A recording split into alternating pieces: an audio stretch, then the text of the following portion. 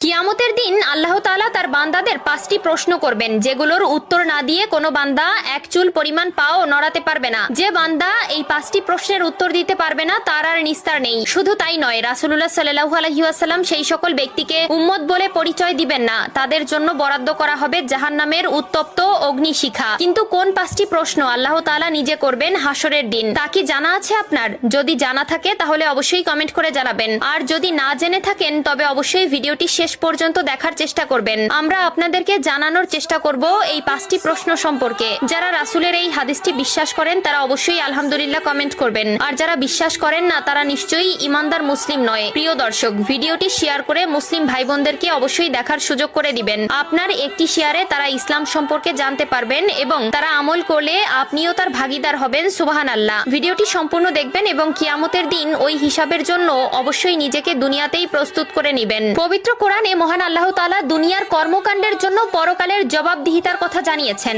এছাড়াও রাসূলুল্লাহ সাল্লাল্লাহু আলাইহি ওয়াসাল্লাম বলেছেন, কিয়ামতের দিন এই 5টি প্রশ্নের জবাব না দিয়ে তারা আল্লাহর সামনে থেকে সরতে পারবে না। স্বয়ং আল্লাহ তাআলা নিজে তার বান্দাদের কিয়ামতের দিন যে প্রশ্ন করবে তার প্রথম প্রশ্ন হলো, জীবন কোথায় নিঃশেষ করেছো? আল্লাহ তাআলা আমাদের সুন্দর একটি জীবন দান করেছেন।